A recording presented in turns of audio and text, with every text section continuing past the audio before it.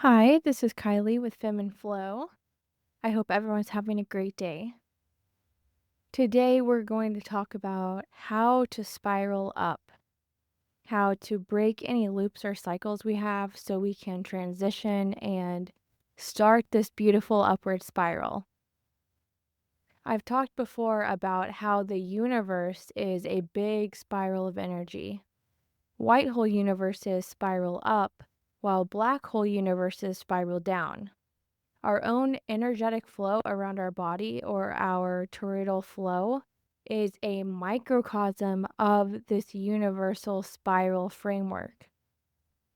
Everything is energy, and even our behaviors and actions can be viewed in this way. They can be viewed in a spiral up, a spiral down, or even a loop of energy or a cycle. I've mentioned before that loops are traps. Sometimes we can get caught in these loops without realizing it. If we look back over a certain time period, we want to be able to see that we have grown as a person. That signals that we are spiraling up. Being stuck in our ego leads to being stuck in a loop or a downward spiral. Ego is a false sense of self. Ego is built and honed by the programming of the fourth dimensional false matrix. It is an identity built around thoughts, labels, attachments, and personal narratives rather than one's true essence. The ego will try to keep us safe in a way that goes along with the fourth dimensional false matrix programming or quote unquote rules of the game. In this way, the ego is hugely tied to fear, insecurity, and flight to safety. Being in the ego is the opposite of being in flow. Being in the ego is grasping at control and trying to force. We have individuality in what I will call the heavenly realms. These are the realms that fully resonate with all 1 through 8th dimensional energies. But even though we have individuality in those realms, we don't have ego. In the realms that fully resonate with 1 through 8th dimensional energies, we have individual experiences and eternal lives, but we are very aware of the fact that we actually all are one and we treat each other as such. Like I said, the ego is built by the false matrix. The bigger the ego, the easier the person is to control. I think I mentioned this on the episode on cities and the collective consciousness. I said programming has pushed for people to have big egos around living in big cities. And you can listen to that episode for more information, but essentially, the collective consciousness is stronger there. And the pull that the false matrix has on society is actually stronger there because of the density. So it's no coincidence that we have all these ideas about living in big cities and that ties to people's ego and they're really proud of that. The programming has also pushed people having egos around being quote unquote highly educated when it's actually just memorizing indoctrination a lot of the time. That ego that people have around being highly educated when actually they're just regurgitating what they've been spoon-fed, essentially. It gets them where they have such an ego about it that they think they are right and they don't even wanna listen to what other people have to say, or they just put them down, essentially. That's what I mean when I said the ego is built by the false matrix, and the bigger the ego, the easier a person is to control. Do you see how that works there? And also, think of the ego of celebrities who many notice now are actually just puppets for the dark global elite's agenda. These are the mechanisms to pump up the ego around these systems that keep the dark global elite in control so people can work for them while feeling quote unquote good about themselves in these shallow, matrixy ways.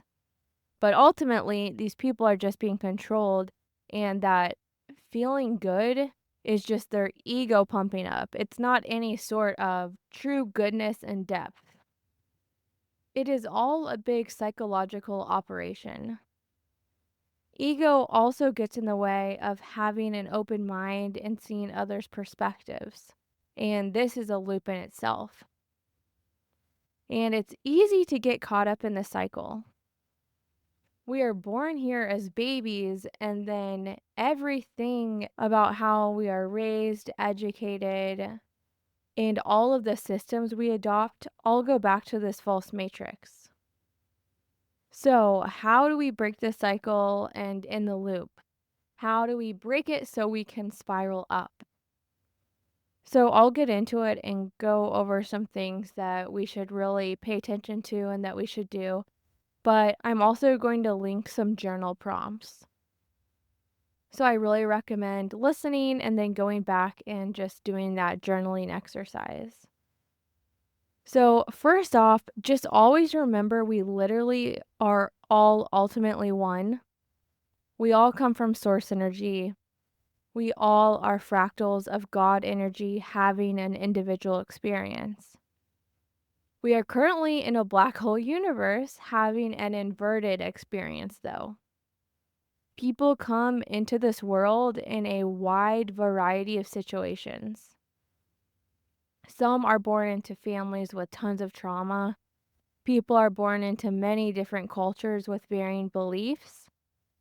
And remember, if you listen to my other episodes, we can currently access the lowest frequencies possible here in this earth realm right now.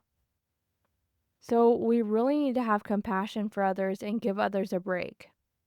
We may have been born into a wildly different situation than someone else. And it's a cliche, but we really don't know what someone's going through until we walk in their shoes. So we really need to remember that, have compassion, not judge others, and have empathy. I say this a lot, but having empathy and compassion does not mean don't have boundaries. Absolutely have boundaries. You can send others love from afar. Be an observer, let things go, don't hold grudges or harbor ill will against others. If needed, certainly remove yourself from a situation. Okay, the next thing, don't be negative. If you catch yourself being negative, cut it off right there. Be positive or neutral. If you are in situations where you feel negative often, maybe you need a complete change of scenery. Take control of your life. And if you change the scenery and make big moves and then you still feel negative, it's probably your own vibe. Then you need to do a big shift with your own emotions. You can start with a gratitude practice and write down things you are grateful for. Then, in every moment, pick the best feeling thought and go with that, and make this a practice. You might be catching yourself a lot at first, but eventually, with practice, it'll become natural. Okay, the next thing is practice extreme self awareness and be very honest about your behaviors and patterns. I'll link some journal prompts, like I said, but you could also do this on your own. You can set the intention and then journal about it, meditate, or take time in solitude, say walking in nature or something along those lines. In my last episode, I mentioned a good opening prayer to say to connect to higher guidance. You could use that prayer and set the intention and then explore it that way. And ask yourself if there are similar situations coming up again and again. That's a very big indicator of a loop, obviously. But like I said, I'll link some great journal prompts that you can use. You could also have extreme self awareness in almost an out of body way.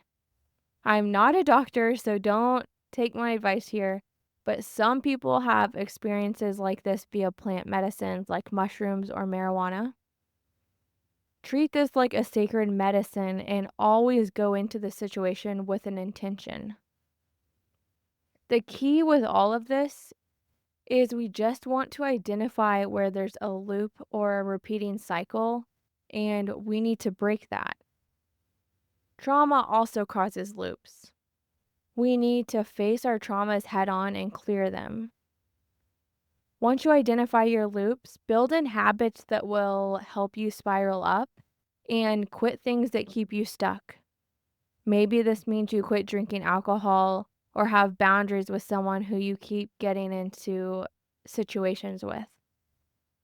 Even if some new habits aren't directly correlated to the loop or cycle you're stuck in, your habits are the cheat code to a new version of self.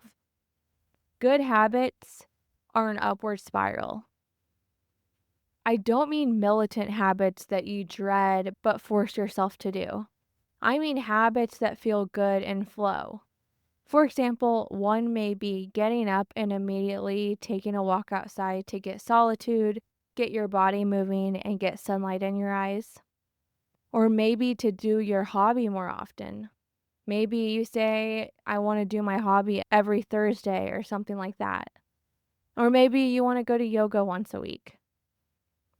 Maybe it's to shift your eating habits and to eat clean, whole foods and to learn more cooking techniques. Truly make it fun and make it flow and make it something you enjoy. Honestly, another way is to go on a vacation. You can clear your mind that way. While you're gone, set these same intentions about self awareness and identifying loops. I bet you come back refreshed with a new perspective. This is a pretty short episode. I'll just summarize what I just said in bullet points, and then I'll talk more about the journal prompts. So, here's the summary. Understand the big picture that we are all one. We are all fractals of God having an individual experience. We are in a crazy inverted experience right now, though, so it can be challenging. So we must have empathy and compassion while also having boundaries. The second bullet point, don't be negative, be positive or neutral. The third bullet point, practice extreme self awareness and identify behaviors and patterns. You can do this by journaling, meditating, walking in solitude in nature, and always start out with that intention. The next bullet, identify and clear past traumas. The next thing is quit things that hinder you. Next, adopt new habits. And the last one, go on a vacation for a fresh perspective and a reset. So, like I said, that was really short today, but the more important part of this is taking that information and applying it. So, the most important thing, go to these journal prompts and truly dig deep and see where you have loops. Break these loops so you can upward spiral. I think I'll link 3 different journal prompt documents. One will be something just to fill out now, and then another will be weekly reflection pages that you can print out. It'll be the same thing every week, so you can go back to that weekly reflection page again and again. And then maybe I'll even do an end of the month deep reflection that you can fill out at the end of each month. So truly, take this and run with it. I really think this will help so much. As always, if you like this, please leave me a 5-star review and send to a friend. I love you all and have a great week.